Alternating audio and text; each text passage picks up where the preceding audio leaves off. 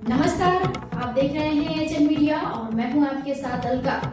आइए शुरुआत करते हैं इस बड़ी खबर के साथ। वाराणसी में महिला अधिकार सम्मेलन का हुआ आयोजन। खबर उत्तर प्रदेश के जनपद वाराणसी से है। वाराणसी 3 मार्च को बनारस के शास्त्री घाट पर महिला अधिकार सम्मेलन का आयोजन किया गया। इस सम्मेलन के आयोजन में बनारस के तमाम महिला संगठन, छात्र संगठन और नागरिक समाज ने हिस्सा लिया। महिलाओं की मांग है कि उन्हें बराबरी, सम्मान, सुरक्षा और रोजगार के अधिकार मिलने चाहिए। सभी महिलाओं ने एकजुट होकर सरकार तथा सभी राजनीतिक दलों से अपील करते हुए कहा कि आने वाला लोकसभा चुनाव मंदिर, मस्जिद और नफरती मुद्दों के बजाय रोटी, कपड़ा और मकान, शिक्षा, स्वास्थ्य, सुरक्षा और सामाजिक न्याय जैसे असल मुद्दों पर लड़ा जाए। इस सम्मेलन के माध्यम से महिलाओं ने अपना 13 सूत्रीय घोषणा पत्र जारी किया। घोषणा पत्र में दर्ज मांगे आगामी संघर्ष का आधार बनेगा। सम्मेलन की शुरुआत से पूर्व जेपी मेहता इंटर कॉलेज से शास्त्री घाट तक महिलाओं द्वारा मार्च भी निकाला गया। एशियन मीडिया के लिए सुभाष शास्त्री के साथ राजकुमार गुप्ता की रिपोर्ट।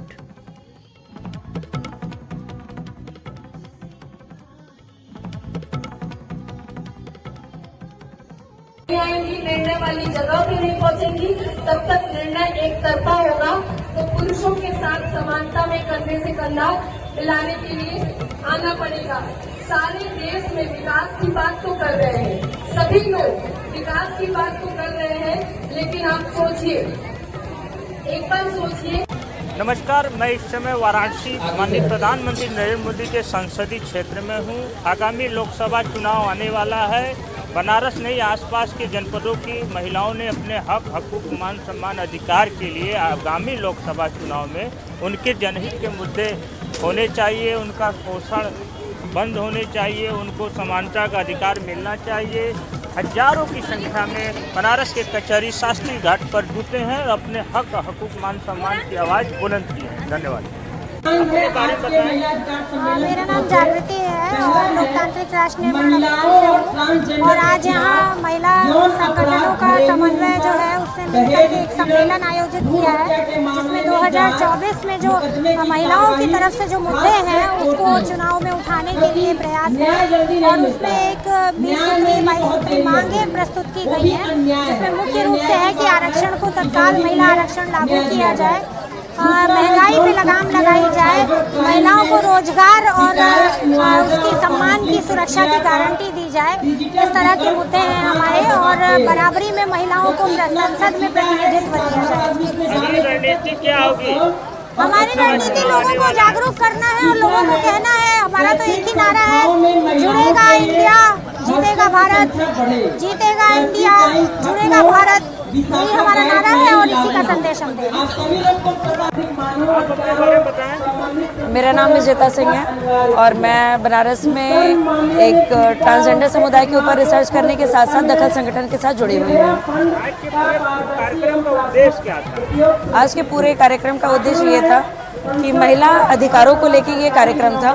जैसा कि आप बैनर में भी देख सकते हैं, स्पेशली चुनाव को देखते हुए ये किया गया है, क्योंकि जब भी चुनाव आता है तो महिलाओं को एक वोट बैंक की तरह यूज़ किया जाता है और उसके बाद जब पार्टियों का रिजल्ट आ जाता है तो फिर ये महिला मुद्दे जो हैं वो हवा में काफूर हो जाते हैं।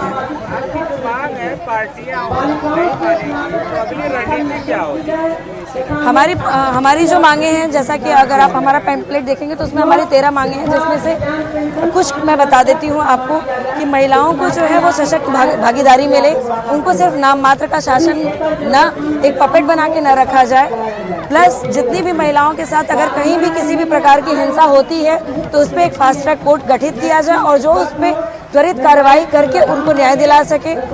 प्लस तीसरा ये कि बनारस या फिर पूरे देश में ट्रांसजेंडर समुदाय के साथ जो अपेक्षा हो रही है, महिलाओं के लिए तमाम योजनाएं हैं, मातृ वंदना योजना, कन्या सुमंगला योजना, मिशन शक्ति है, उसके बावजूद भी महिलाओं को कम हुए कि ज़्यादा हम आपको दावा कर रही है कि हम महिलाओं को सशक्तिकरण के दिशा में ले जा रहा है। बेटी बचाओ, बेटी पढ़ाओ, ये जुमला है, ये नारा है। अगर सर ये सत्य होता तो शायद यहाँ महिलाएं इतनी इकट्ठा नहीं होती। मणिपुर जैसी हिंसा में जो आपने देखा कि किस तरीके से उस महिलाओं के निर्वासन करके घुमाया गया और उसमें किसी तरह की कार्रवाई नहीं हुई।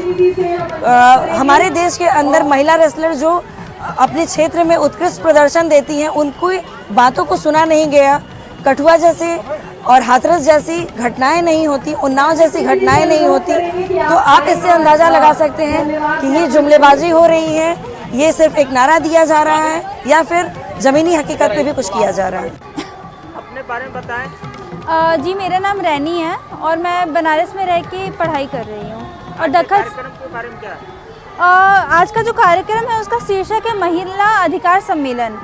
इस सम्मेलन में हम लोग ज़्यादातर महिला के जो अधिकारों हैं उन पर बात करेंगे और जो हिंसाएं हमारे खिलाफ हो रही हैं उस पर हम लोग बात की है। और जितनी भी, चूँकि 2024 में इलेक्शन है, तो हम हर पॉलिटिकल पार्टी से ये डिमांड किए हैं कि 13 पॉइंट का मैनिफेस्टो हम आपको दे रहे हैं, आप अपने घोषणा पत्र में इनमें से कम 5 भी लाइए और अगर आपकी सरकार आती है तो हमारे लिए ये सारी काम कीजिए। इस सरकार ने बेटी बचाओ, बेटी पढ़ाओ, मातृ वंदना, कन्या सुमंगला, मिशन शक्ति तमाम योजनाएं लाई हैं। महिलाओं के सशक्तिकरण का दावा किया जा रहा है। क्या ये जमीनी हकीकत है, वास्तविकता है कि महिलाओं को उत्पीड़न बढ़े हैं सरकार? कहते हैं ना, चिराग तले अंधेरा, बस वही है। इस सरकार का दावा बहुत बड़ा था, हमें बचाने का, हमें पढ़ाने का। मैं इस देश के मुखिया से हर बार एक ही सवाल करूंगी कि आपने बहुत ठाठ से, बहुत गर्व से 56 इंच का सीना चौड़ा करके ये कहा था कि हम बेटी को बचाएंगे, बेटी को पढ़ाएंगे, बट सर आप नाकाम हुए हैं और शायद इसीलिए आज हमें ये सम्मेलन करना पड़ रहा है। अगर हम सेफ होते, हर तरीके की सुविधा हमें मिल रही होती, तो हम यहाँ पे खड़े क्यों होते?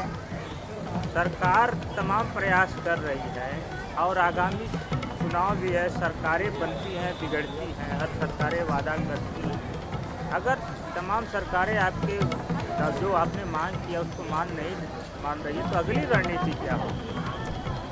अगली रणनीति तो यही है कि हम लोग इसी तरीके से खिलाफ खड़े रहेंगे, चाहे जो भी सरकार रहे, क्योंकि इस सरकार बाकी सरकारों के साथ ये था ना, पिछले 10 साल पहले जो भी सरकार थी, कम से कम हम अपनी बात को रख पाते थे, हमें जो दिक्कतें आ रही हैं हम रख पाते थे। इस सरकार में तो बात रखने के लिए आई है तो आपको अरेस्ट कर लिया जाता है, उल्टा आप ही के ऊपर आरोप लगा दिया जाता है।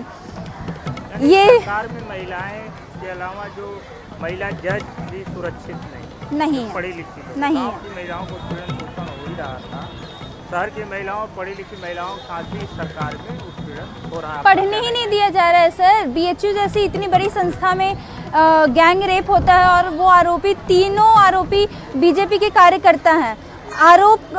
जुर्म करने के बाद वो 2 महीने तक मध्य प्रदेश में जाके कैंपेनिंग करते हैं बीजेपी के लिए और उसके बाद यहाँ जब आते हैं तब उनकी गिरफ्तारी होती है।